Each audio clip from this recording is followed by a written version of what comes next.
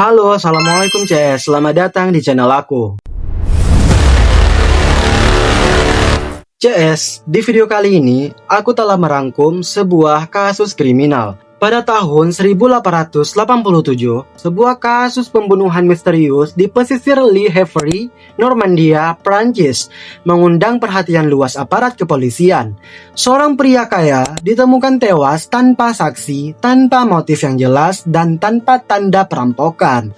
Untuk memecahkan kasus ini, pihak berwenang mendatangkan salah satu detektif paling berpengalaman dan dihormati di Prancis saat itu.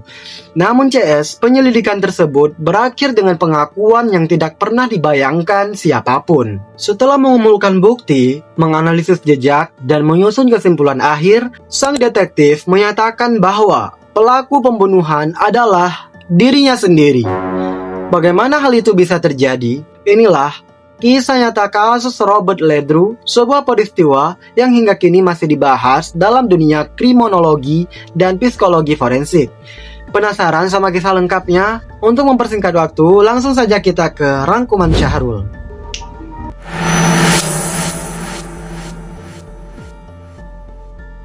Pada akhir abad ke-19, Perancis sedang berada dalam masa perkembangan pesat, termasuk dalam sistem kepolisian dan metode penyelidikan kriminal. Salah satu nama yang dikenal luas di kalangan penegak hukum adalah Robert Ledru, seorang detektif senior yang memiliki reputasi tinggi dalam memecahkan kasus-kasus sulit. Ledru dikenal sebagai penyidik yang teliti, disiplin, dan berpengalaman. Ia telah menangani berbagai kasus penting dan dipercaya untuk menangani perkara yang membutuhkan ketajaman analisis serta ketenangan dalam mengambil keputusan.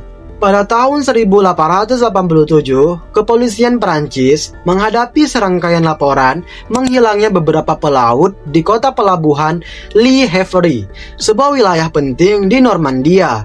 Kota ini merupakan jalur perdagangan dan pelayaran utama, sehingga setiap kasus yang terjadi di sana menjadi perhatian serius pemerintah. Karena kompleksitas kasus dan minimnya petunjuk awal, pihak kepolisian pusat memutuskan untuk mengirim Robert Ledru ke Le Havre guna membantu penyelidikan. Singkat cerita CS, Robert Ledru pun tiba di Le Havre sebagai penugasan dan segera berkoordinasi dengan aparat kepolisian setempat. Fokus awal penyelidikan adalah hilangnya beberapa pelaut yang hingga saat itu belum ditemukan keberadaannya.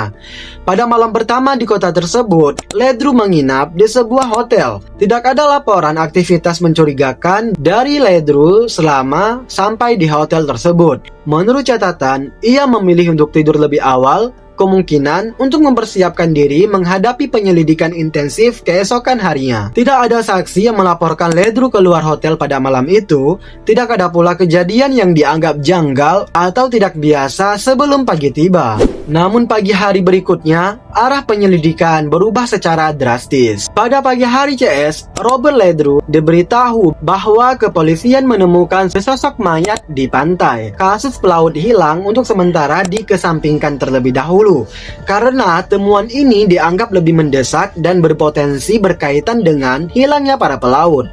Korban diketahui bernama André Monet, seorang pria kaya. Ia ditemukan dalam kondisi tewas akibat tembakan di bagian dada.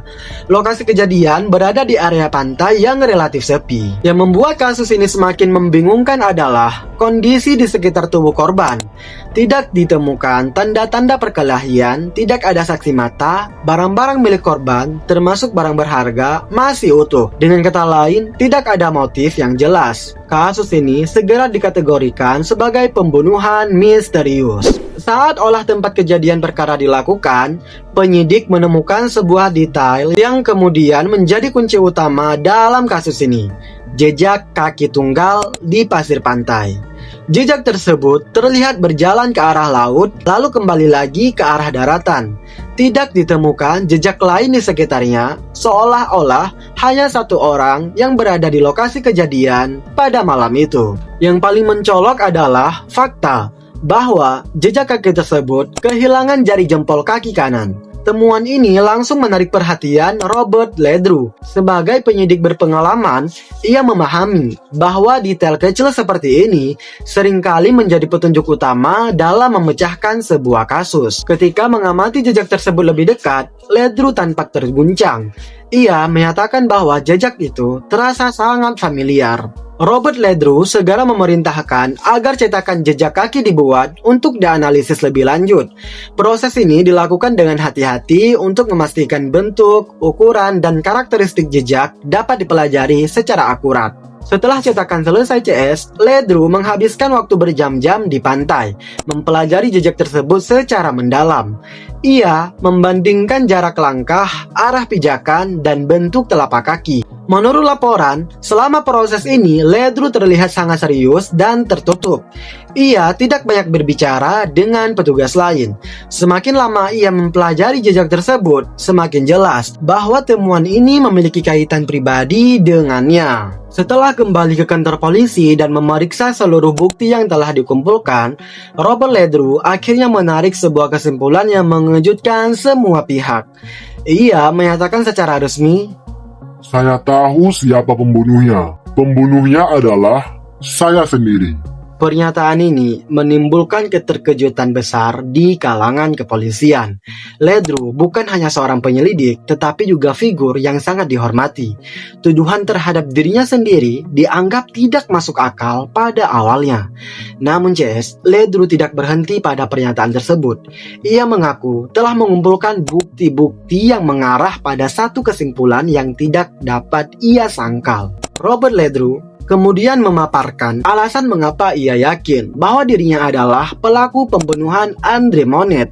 Pertama, jejak kaki di pantai, jejak yang kehilangan jari jempol kaki kanan tersebut persis dengan kondisi kaki Ledru sendiri. Kedua, saat ia bangun pada pagi hari, ia menyadari bahwa sepatu dan kaos kakinya dalam keadaan basah.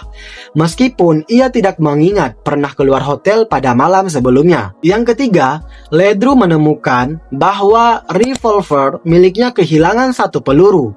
Jumlah peluru yang tersisa cocok dengan peluru fatal yang ditemukan di tubuh korban. Tidak ada tanda bahwa senjatanya digunakan oleh orang lain. Ledru menegaskan bahwa dirinya tidak memiliki motif sadar untuk membunuh Andre Monette. Ia tidak mengenal korban secara pribadi dan tidak memiliki konflik atau kepentingan apapun. Ia juga menyatakan bahwa ia tidak mengingat apapun dari malam kejadian. Tidak ada ingatan tentang keluar hotel, berjalan kaki ke pantai, atau melakukan penembakan.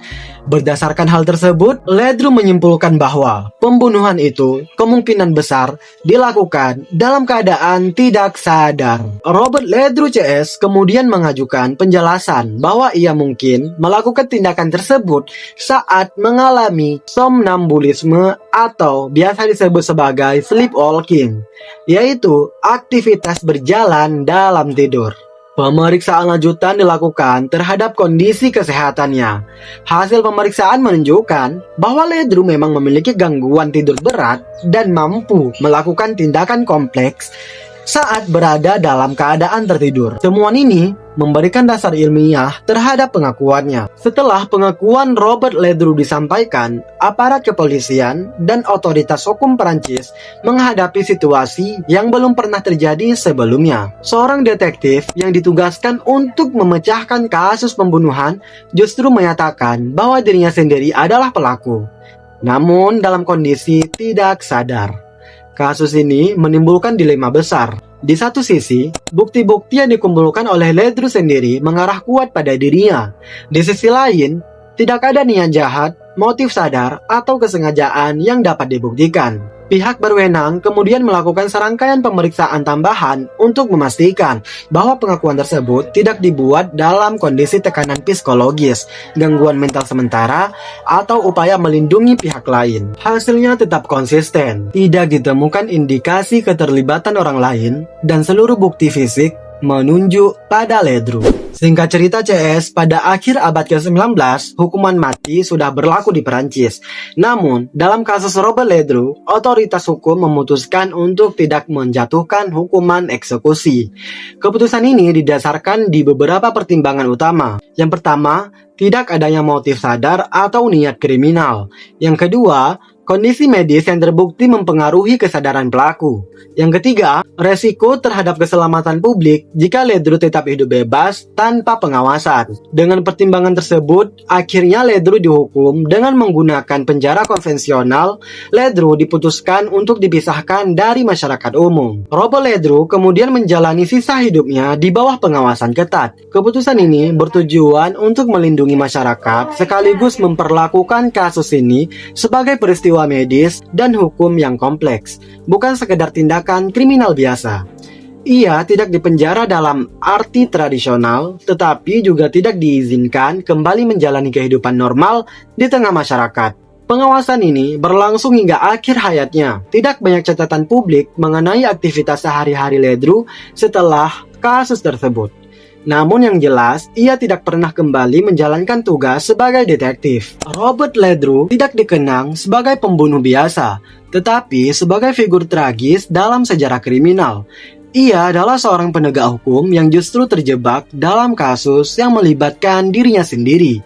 Kejujurannya dalam melaporkan kesimpulan penyelidikan, meskipun memberatkan dirinya sendiri, sering dianggap sebagai tindakan luar biasa dalam dunia kepolisian. Kasus ini juga menunjukkan bahwa penyelidik paling berpengalaman pun tidak kebal terhadap kondisi medis yang berbahaya. Meskipun terjadi pada tahun 1887, kisah Robert Ledru terus dibahas hingga kini.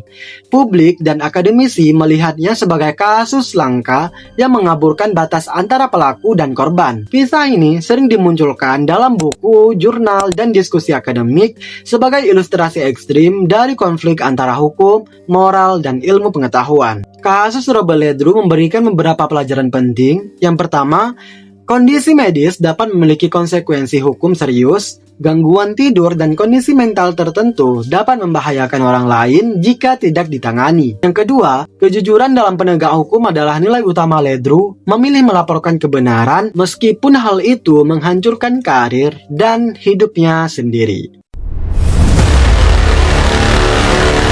Terima kasih buat kalian semua yang sudah menonton video ini sampai akhir. Mohon maaf jika masih banyak sekali kekurangan. Jangan lupa like video ini, komen di bawah, dan subscribe channel YouTube aku supaya semakin berkembang. Sampai jumpa di next video. Wassalamualaikum.